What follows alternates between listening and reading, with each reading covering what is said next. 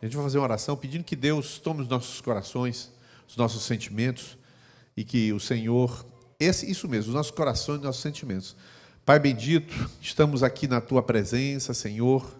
Queremos Te louvar, Senhor, pelas grandes vitórias que o Senhor tem dado, não só à Tua igreja coletivamente, mas a indivíduos, a pessoas, a famílias, como esta vitória que deste agora a Breno, Raquel, a alegria de poder gerar na Tua presença uma criança.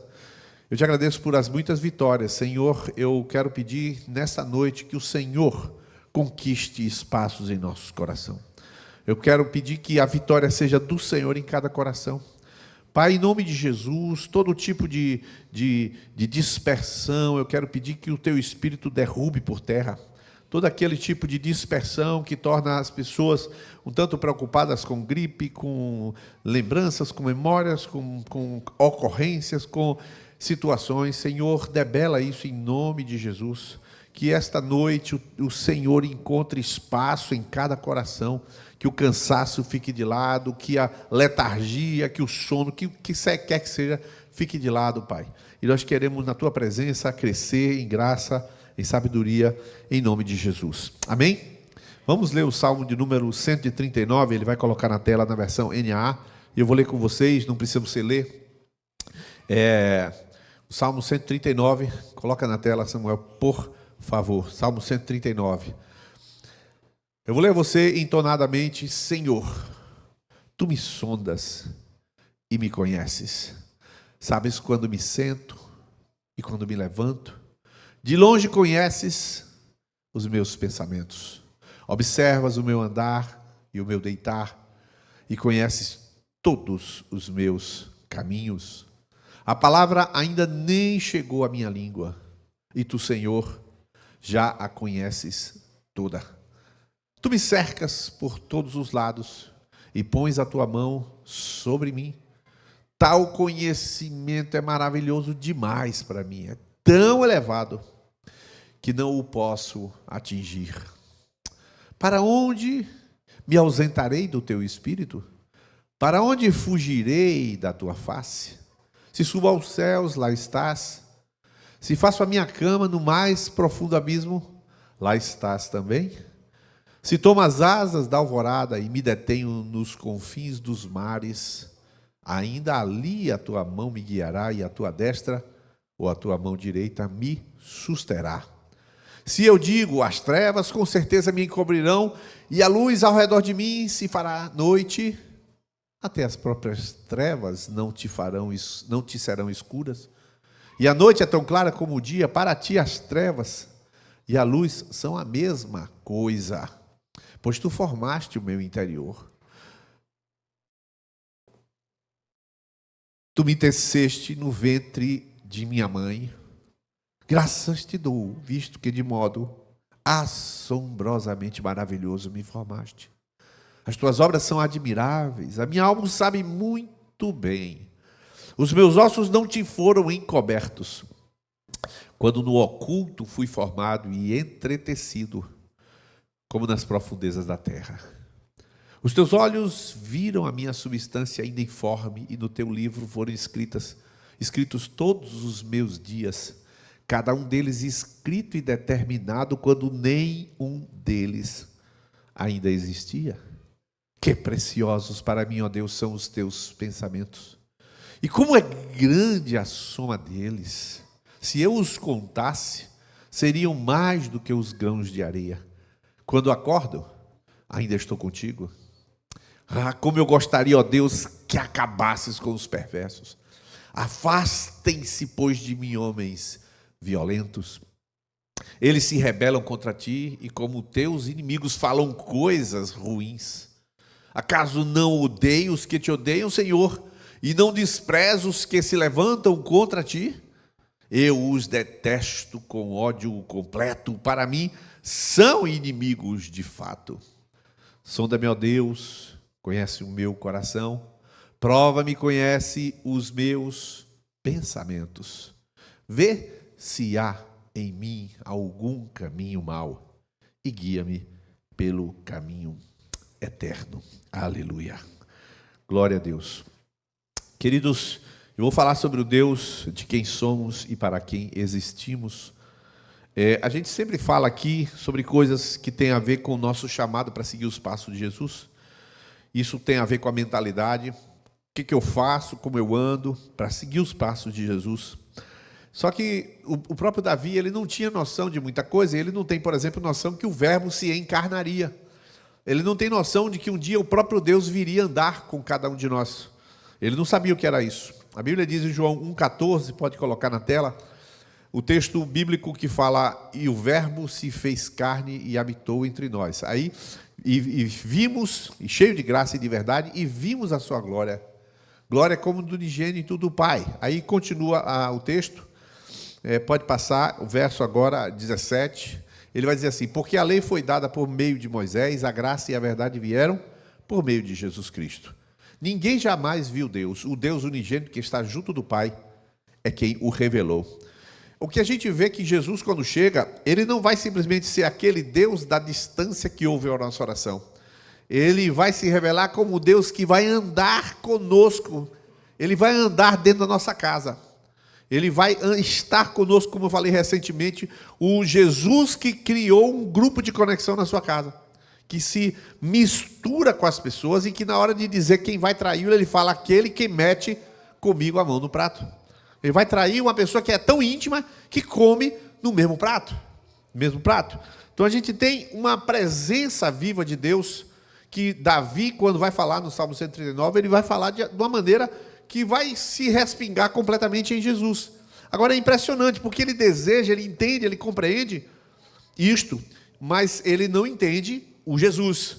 Mas ele vislumbrou. E é por isso que quando você vai ler um salmo, como por exemplo o Salmo 23, você pega esse salmo e fala: rapaz, quem escreveria um salmo desse? Quem escreveria o Salmo 91?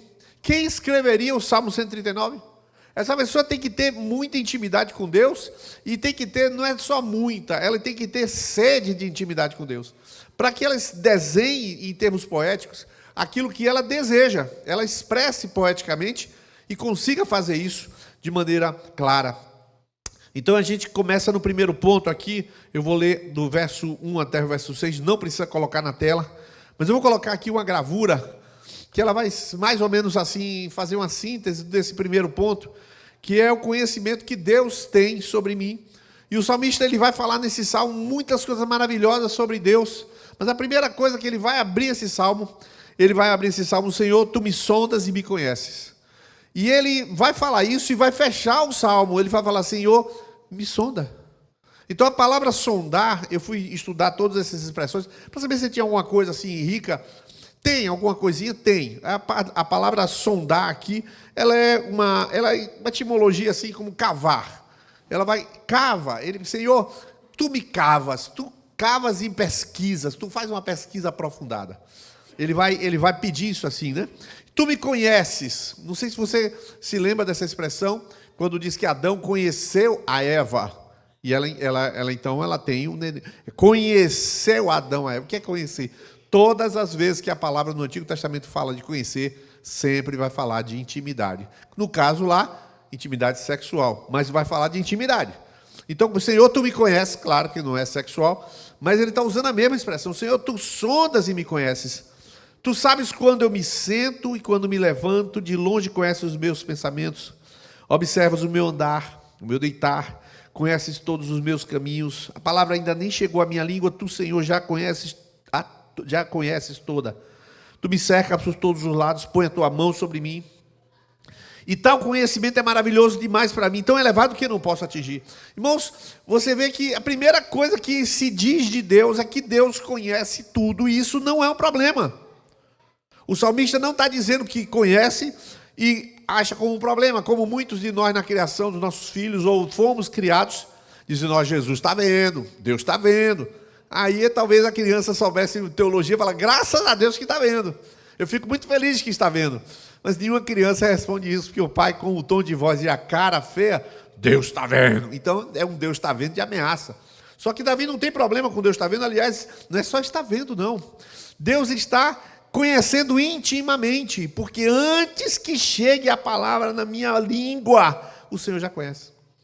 Irmãos, existe uma verdade na vida de qualquer pessoa, é que ninguém pode se esconder de Deus, mas não é só que pode se esconder, é que há um conhecimento de Deus sobre a intimidade nossa. Aquelas coisas que são a razão de comportamentos que você não gostaria, aquela coisa que são medos que você não controla, aquelas coisas que estão dentro do nosso coração, o Senhor, Ele conhece tudo. A gente, no nosso ambiente social, nós temos o hábito, e isso é sociológico e é antropológico também, o hábito de usar máscaras. Não é uma questão de hipocrisia, é uma questão de papéis. O sujeito tem um papel, ele usa uma máscara daquele papel, e ele não percebe que depois de um tempo, ele fica misturado com aquilo. Dias atrás eu passei um livro para, eu acho que o Mateus até fez menção a esse livro, aqui na pregação, quando ele falou de Naamã, porque eu passei o livro para ele naquela vez que ele ia pregar, eu falei, rapaz, lê esse livro aqui, que o livro é O Cavaleiro e a Sua Armadura. E o livro trata do seguinte, o sujeito vestiu, é uma metáfora, mas é uma metáfora muito rica, ele veste a armadura, o cavaleiro veste a armadura, e ele vai andando com aquela armadura, e chegou um tempo, depois que ele passou alguma batalha, ele foi tirar a armadura e não saía. A armadura fazia parte dele, o cavaleiro sua armadura, e ele então vai discorrer no livro exatamente sobre isso. Os papéis que transformam a gente em algo que a gente não é. Só que Deus sabe de tudo isso. Deus conhece as nossas artes. Deus conhece a nossa interioridade. Irmãos, ninguém pode fugir disso. E o interessante é que a gente, como discípulo, isso tem que ser um convite à transparência e não um convite à fuga.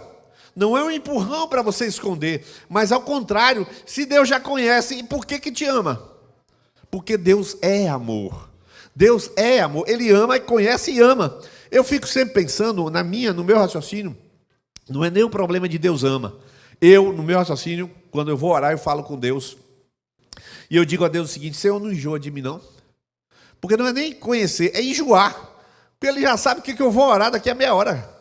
Ele já sabe o que eu desejo, ele já sabe até meus erros, a forma como eu estou orando, e aquilo ali é performático, ali tem uma espécie de desempenho de oração. Ele sabe tudo, ele conhece tudo, e ele sabe o seu pensamento. E entender isto significa compreender que você está vivendo, na verdade, na presença de Deus. É tão verdade isso que quando Jesus chega, o nome de Jesus, o nome dele, o primeiro nome dado a ele é o quê? Emanuel, Deus conosco, está lá em Mateus 1:23. O nome dele será Deus conosco, ou seja, Davi está pedindo, Senhor, tu conheces tudo, eu gosto disso, quero isso. Aí aquilo que Davi orou chega na terra diante de nós. A Bíblia diz em 1 João 1:1, o que os nossos olhos contemplaram, as nossas mãos apalparam. Olha lá, tá o texto bíblico que ele colocou. Desde o princípio ouvimos o que vimos com os nossos olhos, o que contemplamos, e as nossas mãos apalparam a respeito do verbo da vida. É como assim, Jesus chegou, João falou, eu posso tocar aqui? O Senhor é o Deus mesmo, né? Eita, você sente dor?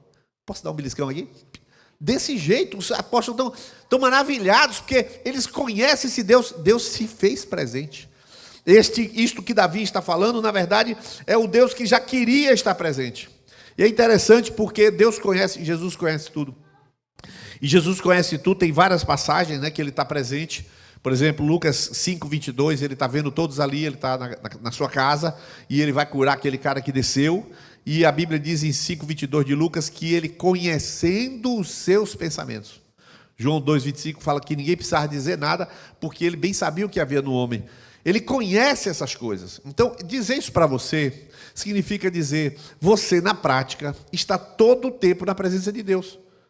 Quando você solta o palavrão e você esconde a confissão, que confissão? A Deus. Você está servindo a qual Deus que já viu a palavrão? Você está diante de qual Deus que não viu aquilo? Porque aquele Deus viu o que você fez e o que você não fez com aquilo. O Deus que vê você, vê o que você faz com aquilo. Ou seja, Deus é alguém, na prática, diante de quem você existe. Você, na verdade, não está vivendo diante de igreja, diante de líder, diante de ninguém. Você está vivendo todo o tempo diante de Deus. É interessante que eu fui analisar aqui, ele fala assim, observas o meu andar, e o meu deitar. Quando ele fala deitar, aqui ele fala da alcova, ele fala da cama, onde acontece o envolvimento sexual, ou seja, para os casados, você está nu naquela cama, você está deitado, você está ali falando, você está conversando com sua esposa, com seu marido, Deus está vendo, é diante do Senhor.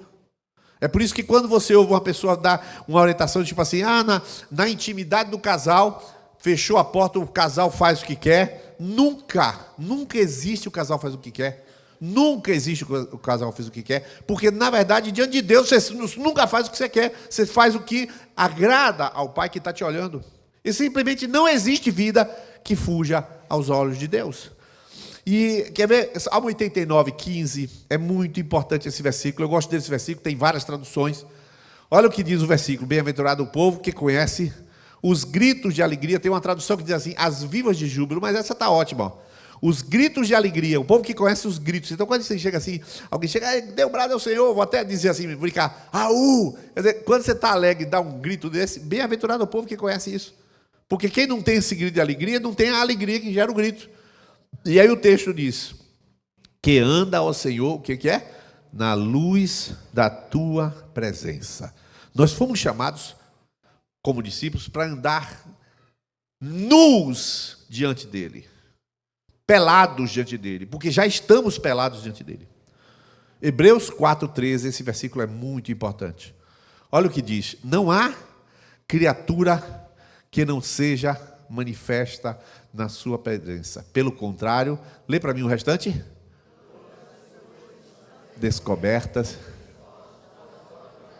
Ok.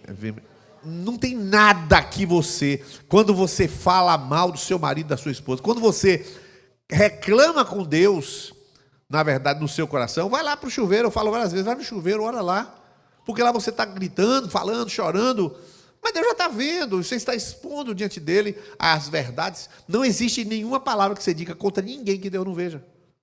Deus sabe de tudo. Então isso não é negativo, isso é a realidade de um discípulo.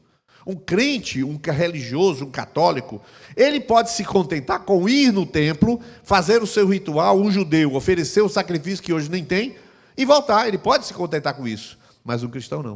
O cristão, ele anda na luz da presença do Senhor. Esta presença, ela é a própria pista, é o próprio ar, é a própria atmosfera da existência. Mas, continuando a leitura, o texto diz assim: para onde me ausentarei do teu espírito? Para onde fugirei da tua face? Se subo aos céus, lá estás. Se faço a minha cama no mais profundo abismo, lá estás também. Se tomo as asas da alvorada, me detenho nos confins dos mares, ainda ali a tua mão me guiará, e a tua mão direita me sustentará. Se eu digo as trevas, com certeza me encobrirão, e a luz ao meu redor de mim se fará noite, até as próprias trevas não te serão escuras, e a noite é tão clara como o dia. Para ti, as trevas e a luz são a mesma coisa. Deixa eu falar umas coisas sobre esse segundo ponto aqui, que é uma divisão do próprio Salmo, a presença do Senhor. Então, ele sabe tudo, mas ele tem uma presença que é certa com você. Há uma promessa de Deus quando entrou na sua existência, quando trouxe você à existência, ou seja, as duas coisas se tornaram claras. Ele está com você, porque você não foge da presença de Deus. Ou seja, Deus sabe tudo, mas a intenção de um discípulo é exatamente isto. É andar nessa presença. E por que eu digo isso? Porque o ímpio, ele não crê nessas coisas. Ele não crê que Deus sabe tudo, crê que pode esconder, crê que pode roubar, fazer uma fraude no trabalho e não acontecer nada. A Bíblia diz que não há nada oculto que não haja de ser revelado. Se você fez alguma coisa errada, você pode ter certeza, você tem duas maneiras de vir à tona. Ou você dizendo, ou deixando que Deus diga. A Bíblia fala exatamente assim: não há nada que esteja dito às ocultas que não vá ser revelado nos telhados. Vai ser revelado. Não tem jeito. Então é melhor que você diga: rapaz, mas eu já estou diante de Deus. E aí você chega diante de Deus e o primeiro passo fala assim: Senhor, eu estou com medo. Você já acabou de revelar os sentimentos, mas está revelando. Você chega diante de Deus: Deus, eu estou morrendo de medo. Deus, eu estou morrendo de medo, o que eu faço? Me ajude. E você continua dizendo a Deus que está com medo, você está revelando parte da situação, mas está diante de Deus, claramente sabendo que diante de Deus, que sabe tudo, você não pode fugir da presença dele, e nem quer fugir da presença dele. Porque esse é o lugar da existência de um discípulo. O lugar da existência de um discípulo é a presença. É a presença. E ele sabe cada reação, cada desenho da história. Eu vou falar uma parte aí. 1 Reis 13, verso 2. Você existe e foi chamado à existência por Deus. Olha essa historinha simples. Jeroboão está no altar. A Bíblia diz que um homem de Deus apareceu diante de Jeroboão, 1 Reis 13, e ele vai falar uma coisa para Jeroboão, no ano 920 mais ou menos. Por ordem do Senhor, o profeta, que não diz o nome, clamou contra o altar e disse: altar, altar, assim diz o Senhor, eis que um filho nascerá à casa de Davi, cujo nome será Josias. Em cima de você, altar, ele sacrificará os sacerdotes dos lugares altos, que queimam incenso em cima de você. Ossos humanos serão queimados em cima de você. Abre aí, agora 2 Reis 23. E aí, o profeta, que não tem nome, falou de um menino chamado Josias, no ano 920, no ano 620, 300 anos depois, aparece um menino, e olha o que diz o texto: Josias também derrubou o altar que estava em Betel, o lugar do alto que Jeroboão, filho de Nebate, havia construído para levar Israel a pecar.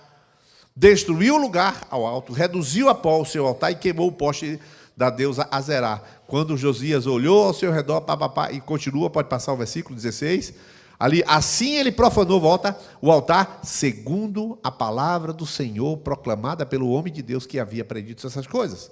O que eu quero dizer com isso? Josias nasceu com o conhecimento de Deus que haveria de nascer, e nasceu para a presença de Deus e para o propósito de Deus. Ele foi chamado do futuro, ou seja, ele está lá no ano 600, o profeta está aqui no ano 900, e ele diz: vai nascer um camarada que vai destruir esse altar aqui. Eu falei: que nada, conversa mole, dá licença aqui, ó, sai daqui e eu vou sacrificar de novo no altar. E ele fez um gesto contra o profeta, a mão ressecou na hora. E aí o profeta orou, a mão voltou ao normal. 300 anos depois, aquele homem era um menino, começou a reinar com 8 anos, e ele, depois de um tempo, foi lá, matou os profetas, pegou os ossos dos profetas, queimou, fez pó, e foi lá e jogou em cima do altar e profanou, porque ninguém iria mais oferecer sacrifício num altar que tinha pó de sacerdote morto, pó de osso humano. Então, assim, este homem aparece 300 anos depois de uma profecia, porque Deus queria que esse homem aparecesse, e você vai ver Ciro aparecer assim. Você vai ver Jesus, é óbvio, mas Jesus aí é mais fácil de entender. Você vai ver Jeremias, antes que Jeremias 1,4. Bota aí Jeremias 1,4. Tem várias passagens, mas essa aí. A palavra do Senhor veio a mim dizendo: antes de formá-lo no ventre materno, eu já o conhecia. E antes de você nascer, eu consagrei e constituí profetas às nações. Ou seja, o que isso significa? Deus conhece você por dentro, e Deus conhece você antes de você existir.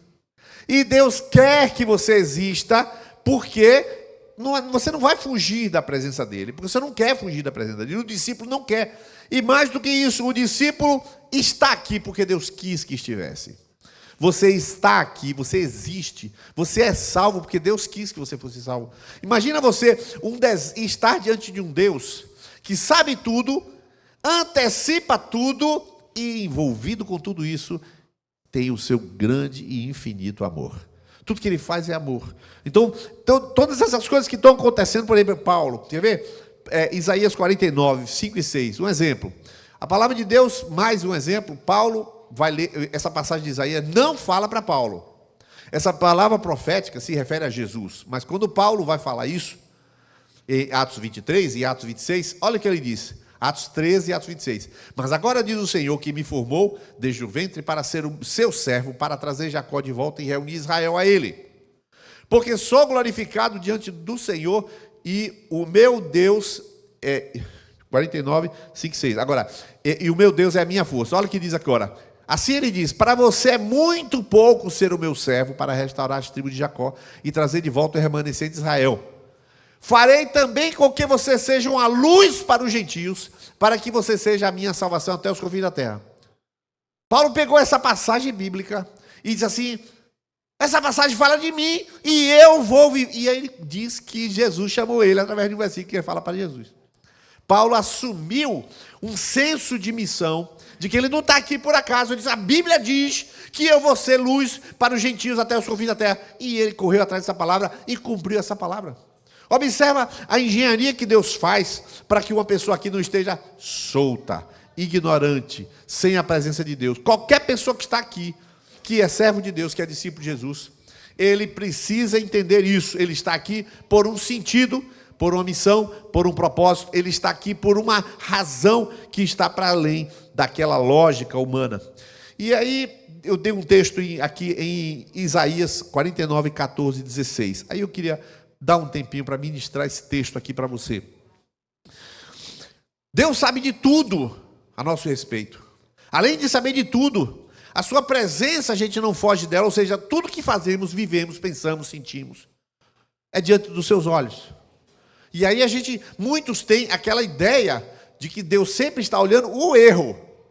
Não, Deus está olhando você, meu santo. Deus não está olhando seu erro. Deus não está vigiando você. Ele nem pode não olhar, ele não tem como não te ver, porque ele vê tudo. Tudo que ele simplesmente é o que ele sabe tudo. Inclusive o termo não é nem onisciência, o termo é onividência. Onisciência é saber tudo, onividência é ver tudo. Então, ele é onividente, ele vê tudo, então ele está te vendo. Mas muitas vezes a pessoa está escondendo um erro. Mas por que então não coloca diante de Deus tudo junto? O erro, o acerto, o medo, a angústia, o sentimento, o futuro, a doença, a saúde, o propósito, o carro, aquilo que está preocupando. Pega todo, você inteiro diante de Deus. Mas só tem esse jeito de viver todo. Só tem esse jeito. Agora, ó, Isaías 49, verso 14, ó aqui. Sião diz: o Senhor me abandonou, o Senhor me esqueceu de mim. Quantas pessoas têm uma ideia de que Deus está de mau humor? Quantas pessoas têm ideia de que Deus não está gostando do seu desempenho? Quantas pessoas não têm ideia de que está faltando alguma coisa? Eu estou em débito com Deus. Quantas pessoas não têm esse sentimento? Sião diz a mesma coisa. Agora é o que Deus responde para Sião. Sião que estava destinada à Babilônia. Sião que estava destinada à Babilônia. O Senhor responde: será que uma mulher pode se esquecer do filho que ainda mama, de maneira que não se compadeça do filho do seu ventre? Mas ainda que esta viesse a se esquecer dele, eu, porém, não me esquecerei de ti. Ou seja, Deus não está olhando o seu erro, Deus está olhando você, com tudo que você é: fraquezas, limitações, preguiça, esforço, sono, doença, descendência. Irmãos, eu sou fruto da oração do meu bisavô. Eu sou fruto da oração do meu avô. Eu sou fruto da oração dos meus pais. Eu sou fruto de alguém que veio antes de mim. Isso não é constelação, isso é consequência, isso é construção geracional. Construção geracional. É interessante isso, porque quando estávamos conversando, a pastora Eliane falou assim para Fernanda: Fernanda, você tem que escrever tudo o que seu marido fala e o que tem produzido. Ela falou: o que ela tem de coisa, você tem que produzir. E virou e falou assim: o nome disso é estratégia geracional. Aí ela chegou de viagem, comecei a escrever com ela, eu mandei um curso para ela, Território Humano. E ela falou assim: e aí, Fernanda, como é que tá? Hoje foi na consulta e tal. Aí falou assim: e os livros? Aí eu falei: a gente tá se esforçando aí. Niles, isso é estratégia geracional. O que ela quer dizer com isso? Eu venho aqui, recebo algo, dou aquele algo e parto. Aquele algo fica. Alguém pega, nunca nem sabe o autor, não sabe quem gerou, não sabe nada. Mas aquela dinâmica que foi lançada, eu já não estou presente. Aquilo Deus estava olhando você, quer dizer, esse outro você, né? Aquele outro você lá do futuro. Deus estava interessado em investir naquela pessoa, porque ele não esquece ninguém. Aí vem o 19, vem o 16, ó. O 16. Pois eu gravei você nas palmas das minhas mãos. Você sabe o que é Deus fazer tatuagem? Eu sei que tatuagem eu tenho uma apostila sobre piercing e tatuagem. Quem quiser saber é só pedir, que essas coisas eu não falo aqui, porque para não despertar. Quando você fala, desperta, né? Aí quando você diz: ô pastor, toma a apostila. Mesma coisa para enterrar o morto ou para cremar o morto. Alguém que está agoniado, quer cremar o cachorro, sei lá o quê, me pede a apostila, eu dou a apostila. Tem pronto. Tem várias coisas prontas, mas eu não falo nada nunca aqui, para não despertar a bobagem de quem não sabe o que, né? Mas Deus fez uma tatuagem com você na mão dele, na palma da minha mão, eu escrevi você. Observe, isso é uma forma de ele dizer, rapaz, eu não esqueço de você de jeito nenhum. Eu, aliás, tatuei você na minha mão. É uma forma de dizer para você que tem que levar a sério isso, porque Deus já leva você a sério. Deus já leva o amor dele a sério, porque ele nem consegue não ver, ele não consegue nem pensar, ele simplesmente é assim. Salmo 139, verso 13 a 16, eu vou ler aqui. Pois tu formaste o meu interior, tu teceste no ventre de minha mãe, graças te dou. Pode voltar a gravura. Visto que de modo assombrosamente maravilhoso me formaste, as tuas obras são admiráveis, a minha alma o sabe muito bem. Os meus ossos não te foram encobertos, quando no oculto fui formado, entretecido como nas profundezas da terra. Os teus olhos viram a minha substância ainda informe, e no teu livro foram escritos todos os dias, cada um deles escrito e determinado, quando nenhum deles ainda existia. Que preciosos para mim, ó Deus, são os teus pensamentos. Observa aqui, se eu os contasse, etc. Observa assim, este versículo 16 é um versículo fundamental para dizer, para todos os cristãos serem contra o aborto. Porque o texto bíblico diz, ainda a minha substância informe no teu livro os dias estavam sendo escritos. Esse é um versículo chave para você ser contrário ao aborto. Por quê? Porque cada bebê que está no ventre, o Senhor está escrevendo os livros que ele terá quando sair da barriga. É simplesmente isso. Irmãos, essas coisas são muito reais. É muito real. A Aninha fez o chat GPT. Já batizamos, mas ela fez o chat GPT. Irmãos, quem é da liderança sabe, a Aninha participou de todas as reuniões da liderança. A Aninha estava lá, Lucas, Simé e a Aninha. Aí a Aninha foi crescendo. Chegou uma idade, ela não via mais, passou um tempinho, batiza a Aninha, está no chat GPT. Aí o Lucas estava falando, cara, é surreal. Eu estou lá, minha filha está lá. Mas a filha estava no colo dele na reunião de liderança. Depois de uns aninhos, passou o tempo. Quando ele olha, pergunta assim mesmo, ele, rapaz, quando foi mesmo? Semana passada ela estava no meu colo, acabou, já foi. Mas os dias daquela menina estavam sendo escritos, meus queridos. Sabe o que é isso? É um Deus que quis que você nascesse. Já viu várias vezes a palavra de Mateus, que ele foi achado, ele foi dado como morto, né? E depois, como morto, Deus vai e ressuscita ele. Você sabe a história de Dilsonei, que foi também várias pessoas que simplesmente não eram para existir, irmãos, existem. Que Deus é esse que está preocupado com a formação de cada um. Isaías diz assim, Isaías 43:10, coisa maravilhosa, exatamente isso. Deus quer você, Deus quis você. Por isso, é diante desse Deus que a gente existe. Isaías 43:10 fala assim, vós sois minhas testemunhas, diz o Senhor, vocês são o meu servo a quem escolhi, para que vocês saibam, que creiam em mim, entendam que eu sou e que antes de mim Deus nenhum se formou e depois de mim não haverá. Vocês são testemunhas disso, porque eu estou construindo a sua história. Vocês viram fotos aqui de Manu, ali, alguns não conheceram essa menina pequena.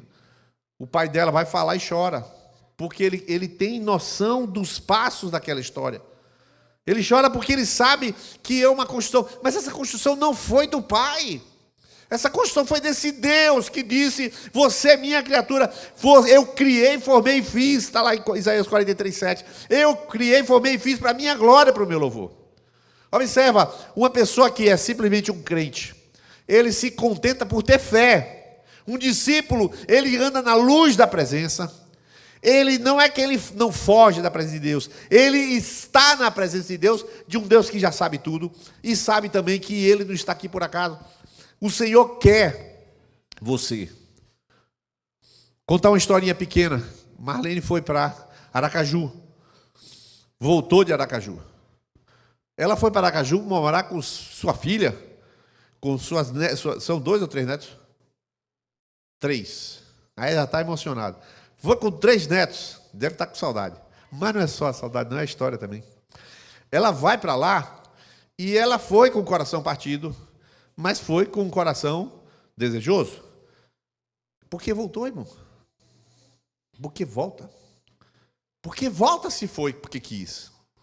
É porque há uma escrita de Deus, há um guiar de Deus, ela está na luz da presença de Deus. Chegou lá. Semana passada, Zenando e Ramon foram entrevistados pelo Instituto. Eu falei com eles, pode tirar os dois. Obrigado, tal. A psicóloga vai ligar. Aí ligou para Zenanda e ligou para Ramon. Ligou para Zenanda, certo de que já ia passar Rivotril, aquela coisa toda. Entrevistou, falou, perguntou, entrevistou, falou, perguntou e falou: você está muito bem, muito bem. Ligou para Ramon: rapaz, admirável o estado de vocês. Vocês estão muito bem. Porque foram, irmão, se voltaram. Porque tem um Deus perante o qual se existe, perante o qual se vive. Um Deus de quem nós não fugimos, um Deus que está governando a história de Marlene. Vá, minha filha, mas eu quero que você vá para você descobrir onde é o teu lugar. Ela vai, chora porque o neto está lá e lembra, mas ela sabe que o lugar é aqui. E ela sabe que no dia que chegou, eu falei: eu quero conversar com você. Sentei na sala da justiça ali, e aí, falei: agora eu vou te falar. Pam, falei o que tinha que falar. Seu lugar é aqui, sempre foi aqui. Tudo bem. Foi, Fernando? Deus é assim, irmão. Deus está governando a tua vida. Você está pensando o quê? Você está pensando que os teus parcos pensamentos conseguem enganar a si próprio? Você não consegue nem calar os seus próprios pensamentos com os teus próprios? Você faz um loop de pensamentos achando que você vai conseguir. Não. Você vai ficar louco, porque esses pensamentos vão te enlouquecer. Sabe por quê? Porque a vida está nele. A vida está nele. Por isso que eu botei essa gravura. Essa gravura é o livro da sua vida aberto e ele é miraculoso. Essa Bíblia, ela está pulando milagres. Pulando milagres. Nós contamos a história aqui da avó de Tâmara. Ela está aqui hoje não, né? Já vocês viram que eu não apresentei aqui, porque eu estava pregando, eu vi, e eu falei: Senhor, apresenta ou não? Pregando e orando. Aí na hora, o Senhor falou: não apresente não. Eu não apresentei, mas uma hora eu vou apresentar. Naquele dia o Senhor não autorizou a apresentar, eu vou apresentar. Vocês viram a história dela e agora a avó dela está aqui. Irmãos, nós temos um Deus perante o qual existimos, nos movemos. Glória a Deus. Colossenses 3:3. Vamos ler esse texto. Você está sendo ministrado, meu amado? Diz assim a Bíblia: porque vocês morreram e a vida de vocês está oculta juntamente com Cristo em Deus. Irmãos, há muitos anos atrás eu dizia: eu quero morrer de doença demorada para ensinar o povo a morrer. Porque o povo não sabe morrer. Depois eu desisti. Já falei muita besteira ao longo do tempo, né? Aí parei de falar besteira, essa aí eu parei. Mas, irmão, se a nossa vida está escondida com Cristo em Deus, que diferença vai fazer o tempo que vive ou o tempo que morre? Fala aí. Você está aqui porque Deus quer. Deus olha tudo. Você, quando for deitar hoje, você já está nu. Eu naquele dia nem devia ter dito isso, né? Mas falei. Mas você já está nu diante de Deus, porque você só anda nu. Todo mundo está nuzinho diante de Deus. Como eu li Hebreus 4:13.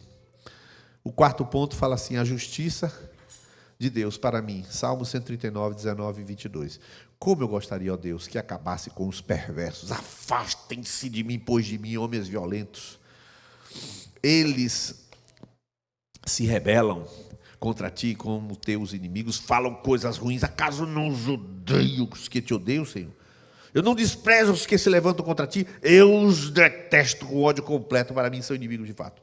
Deixa eu falar uma coisa, não vou ler o texto bíblico, mas qualquer cristão que ama a Deus odeia o mal. Quem não odeia o mal não ama a Deus. Vou repetir. Qualquer cristão, qualquer discípulo que ama a Deus odeia o mal. Quem não odeia o mal não ama a Deus. Isso é bíblico, tá? Depois eu boto para vocês os versículos, tem versículo de montão. Davi aqui está dizendo que aborrece aqueles que são violentos e maus.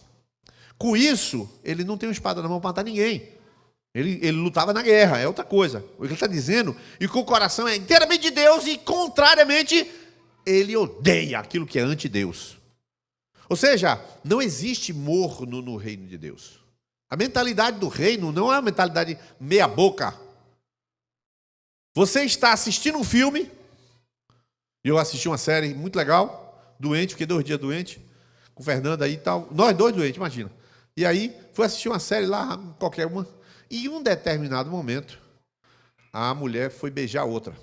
A mulher começou lá a beijar. Tira o som, acelera, parece aqueles quadrinhos na Netflix, e fim de papo. Mas eu sou maduro com Fernanda, eu não já vi isso. Também não fizeram sexo, só um beijo. Eu vou olhar para ela e falei, não olhe para ela e finjo que eu estou vendo, não. Eu tiro mesmo, acabou. Por quê? Porque eu, Fernanda e Jesus. Eu, Fernanda e o Espírito Santo. Eu estou na cama, eu, Fernanda e o Espírito Santo. É sempre assim. Agora, o que é ruim, o que é mal, me aborrece. É indigno. Não sei se acabaram de ver hoje, aquele grande traficante venezuelano foi preso pelos Estados Unidos, foi levado para lá. Ele se declarou condenado, culpado. Hoje disse quais são os trâmites do tráfico na América Latina e deu nome aos bois. Tem brasileiro lá. Já viu a história? Tá lá, ele deu o nome, né? Faz o L. Está dado lá como envolvido no narcotráfico, recebendo dinheiro da guerrilha. Só que esse cara é o cara mais procurado do mundo. Se não matarem ele antes de ele terminar toda a condenação, já começou as sanções no Brasil, toda essa maldade e injustiça vai ter fim. E se você não está indignado com essas coisas, você não ama Deus. Você não ama Deus. Tem que aborrecer Bolsonaro, Lula, não tem nada a ver. Eu estou falando a injustiça, o ódio, o rancor, as pessoas matando, as pessoas... Aquilo que você vê... Você viu hoje, um bielorrusso pegou uma criança. Você viu isso aí? Pegou assim, jogou, a criança morreu na hora. No meio da rua. Aí pegou a criança assim, olhou, pegou a criança, deu uma virada, a criança, pum, pronto, caiu morta. Está direto, irmão. Está direto.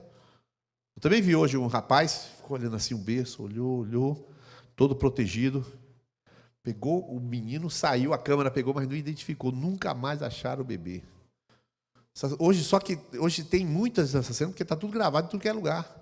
Esse é o mundo que você vai odiar. Então, mas pensa bem. Você odeia o mal dentro de você? Você odeia a murmuração? Porque eu era murmurador. Eu era maldizente. Para que coisa melhor? Você ser um cara bom, falar do que é ruim dentro da igreja. Irmãos, é a maior vigilância para a gente falar um negócio de algum pastor de uma igreja. A maior vigilância. Você vai falar, você tem que cortar a volta, porque eu e o Espírito Santo conversando, eu abro a boca, o Espírito Santo, sim, pode falar. Não tem como. Porque se eu aborreço o mal em mim. O primeiro mal a aborrecer não é Alexandre Moraes, é em mim. Por isso que a gente odeia. Por isso essa gravura aí. Ó. Malaquias 3,18. Coloca aí, Malaquias 3,18. Diz assim, então vocês verão mais uma vez a diferença entre o justo e o ímpio, entre o que serve a Deus e o que não serve. O último livro da Bíblia falando isso, Apocalipse 22. Olha o que vai dizer Apocalipse 22, verso 10. Por isso que a gente anda na luz da presença de Deus, que Deus sonda tudo, irmãos, tudo. Eu gostaria de apagar várias frases e palavras que eu disse ao longo dos anos. Não tem mais jeito. Vou dar conta de tudo que eu falei. Não tem mais jeito. Disse-me ainda, não cele as palavras da profecia deste livro, porque o tempo está próximo. Continue o justo a fazer injustiça. Ué, que Bíblia é essa que não está falando para se converter? Agora mais não, acabou. Continue o ímpio, o imundo a ser imundo. O justo continue na prática da justiça e o santo continue a santificar-se. Eis que venho sem demora, comigo está a recompensa que tenho, para dar a cada um segundo as suas obras. Quer dizer, é desse Deus que vai dar recompensa, nele que eu ando, na presença dele que eu ando. É na presença dele que eu não ultrapasso limites. A última parte, a resposta de um seguidor. Pode colocar para mim, Salmo 139, verso 23 e 24. Agora a gente vai ler juntos esses dois versículos. Muito bom o retorno hoje aqui. Obrigado. Diz a palavra de Deus, vamos ler? 1, 2, 3 já?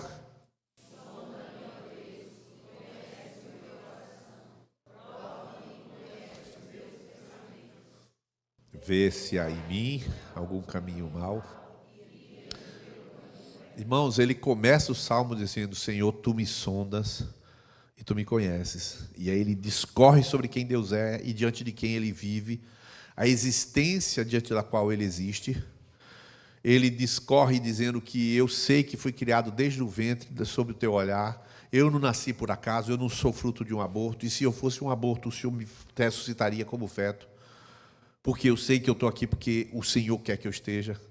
E ele vai falando, ele diz: olha, eu sou contigo e não abro, não tem negócio de acordo com o pecado, não tem negócio de maldade, eu quero o Senhor. E aí ele volta a dizer, e eu coloquei aí essa gravura, é uma gravura de engenharia civil. Eu pergunto a você: será que esse alicerce é forte? Vê a grossura desse ferro, olha as estruturas, as sapatas dessa edificação. Será que isso aí é estruturado? Pois a estruturação, ela depende, sabe de quê? Sonda-me, ó Deus, e conhece. Quer dizer, Senhor, faz uma pesquisa dentro de mim. Porque apesar de eu dizer, Senhor, que tu me sondas, eu não vou me descansar. Eu não quero o mal dentro de mim.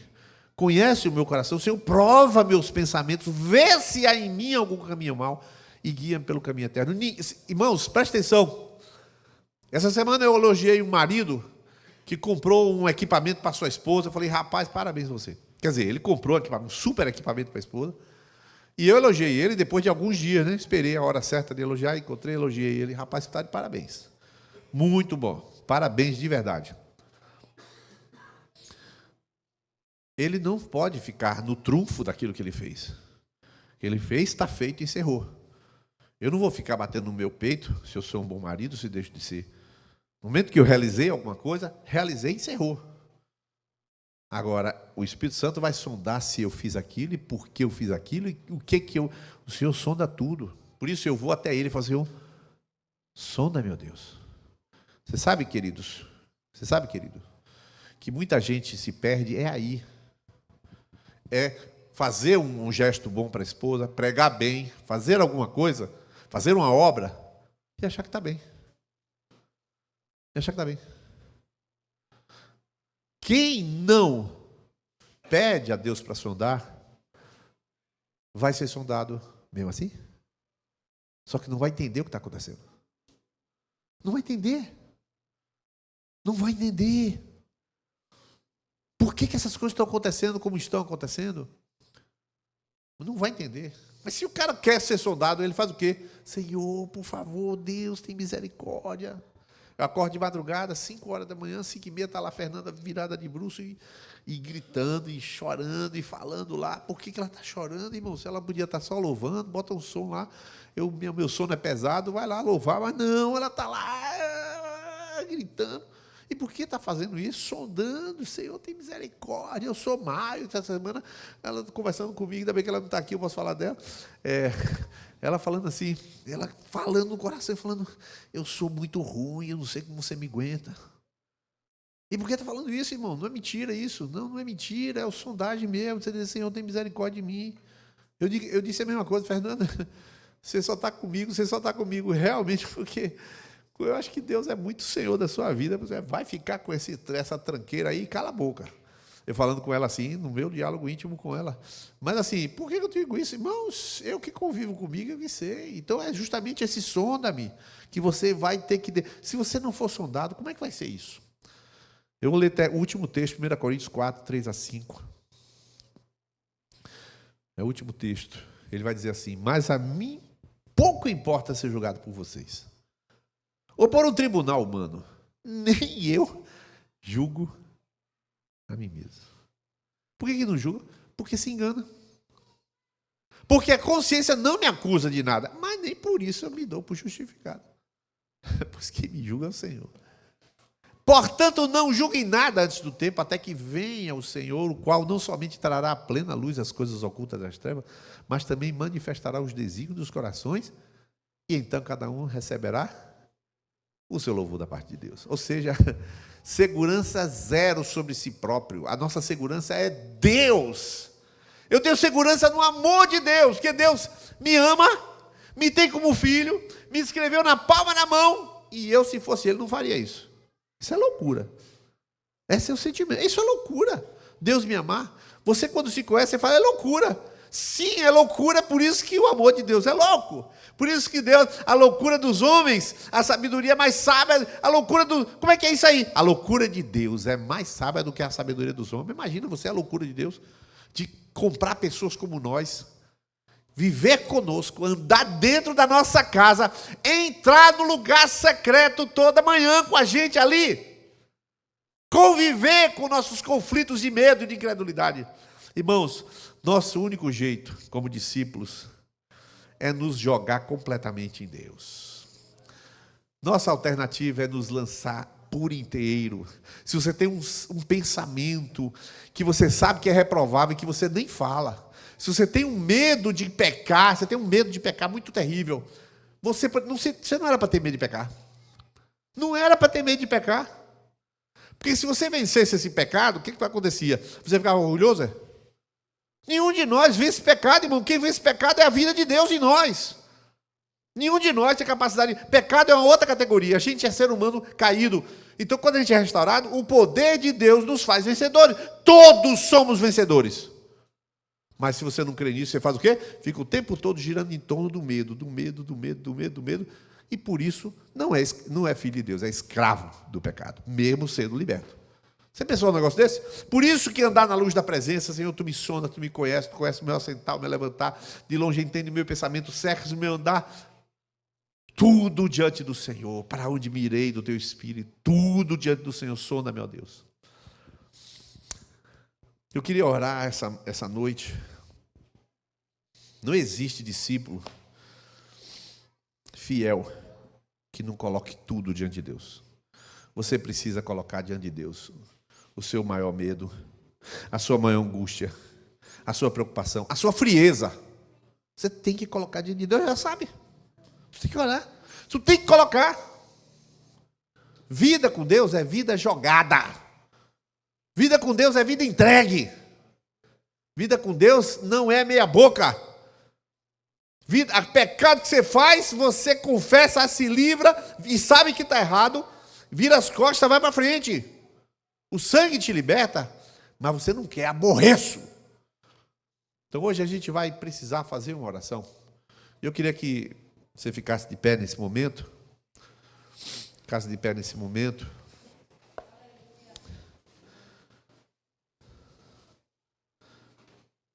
A gente se distrai muito, mas na hora que tem que ouvir a palavra do Senhor, ouvir Deus.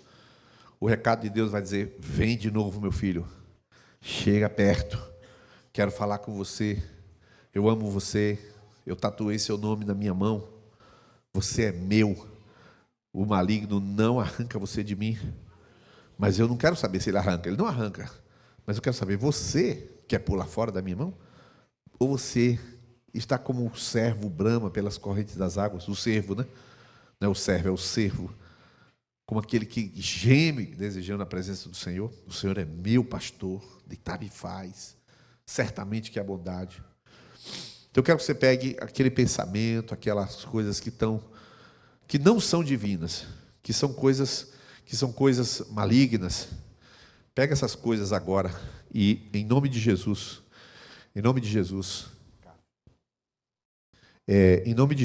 pega essas coisas agora. E quero que você traga aqui a presença do Senhor. Você pode vir aqui à frente, dobrar o joelho. Eu vou começar a orar enquanto você está se dirigindo aqui. Ou então você pode dobrar o joelho aí, no seu lugar.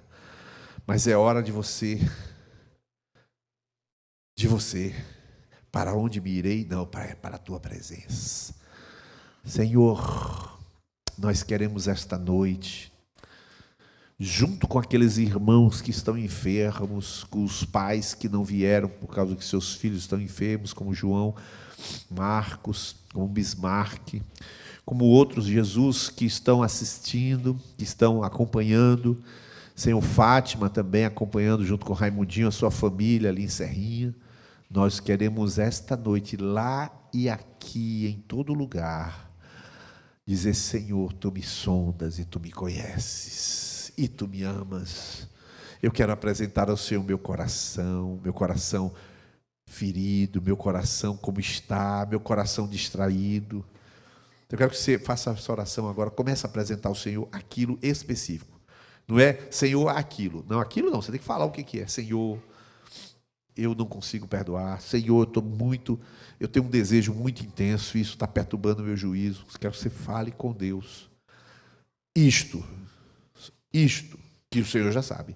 Senhor Jesus, Tu que já conheces os corações, Tu que já conheces, Senhor, as angústias, Tu que conheces a história, Tu que conheces, Senhor, as ausências. Alguns aqui, Senhor, tem coisas carregando desde a sua infância, desde a sua não formação, desde a sua carência de paterna, a sua carência materna, desde a estrutura de lá deformada lá de cima, Senhor. Pessoas carregando essas coisas. Só que Tu sabes, porque o Senhor formou o ventre de cada um. No ventre o Senhor formou. Cada tecido o Senhor costurou, como está escrito, como malha, como trama e urdidura, o Senhor costurou a pele de todo mundo aqui.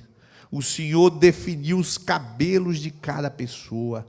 O Senhor definiu a cor da pele. O Senhor definiu os dentes. O Senhor definiu, Senhor, o tom de voz. O Senhor definiu a altura. O Senhor é dono de todo mundo aqui. O Senhor é dono da nossa história. O Senhor é dono das nossas deficiências orgânicas, coisas que a gente não cuidou, mas o nosso corpo ainda resiste por causa do Teu poder, da Tua força. O Senhor, nós nos apresentamos diante de Ti agora. Nós nos colocamos dizendo: Senhor, perdoa-nos. Quando vivemos como ateus, Senhor, crendo no Senhor, mas vivendo como se o Senhor não existisse. Senhor, perdoa isto. Perdoa, Senhor, o não confessarmos a Ti os nossos sentimentos, de não falarmos, Senhor, a verdade sobre nós mesmos, Senhor, de não falarmos aquilo que o Senhor já sabe, mas que o Senhor quer ouvir de nós, na nossa humildade diante de Ti, na nossa verdade, na Tua presença. Senhor, perdoa isso. Perdoa essa forma de agir, Senhor. Perdoa nesse coração, eu peço em nome de Jesus, cada coração aqui. Senhor, nós queremos confessar a Tua soberania, a Tua grandeza, o Teu governo, o Teu controle sobre a nossa vida. Queremos, ao levantar daqui, ao sair deste lugar, sair daqui para andar na luz da Tua presença. Queremos andar nus todo o tempo, onde, como diz a Tua palavra, as coisas estão nuas e patentes aos olhos daquele a quem havemos de prestar contas. Meu Deus, nós não queremos nada encoberto, nós não queremos nenhum cisco entre nós e o Senhor. Queremos, Senhor, que os sentimentos que estão aqui, que são ocultos a nós, sonda-nos, Senhor. Sonda o nosso coração, guarda o nosso coração do orgulho, guarda o nosso coração da vaidade, guarda o nosso coração, Senhor, da ira, do ressentimento, guarda o nosso coração, Senhor, da maledicência, da inveja, da cobiça, guarda o nosso coração daquelas coisas que vão produzir pecado e desonra para o propósito do Senhor. Pai, todos aqueles que estão aqui, Senhor, aqueles que estão ouvindo, aqueles que estão, Senhor, como que desconectados, a sua vida corre numa direção contrária à que o Senhor quer. Senhor, conecta essas vidas ao propósito, que cada um, Senhor, se mova na linha do trem da qual o Senhor definiu para a vida de cada um. Senhor, eu te agradeço porque aqueles que andam ao léu, Senhor, eles não conhecem essa graça de um Deus que cuida, que zela, que conduz e que vê e sabe tudo. Muito obrigado por essa verdade que nos limpa o coração e nos permite viver na luz da Tua presença. Muito obrigado, Senhor, por esta noite, pela Tua palavra, em nome de Jesus. Antes de você sair, fechados os seus olhos, eu quero dizer que Jesus não está amando mais você agora. Não.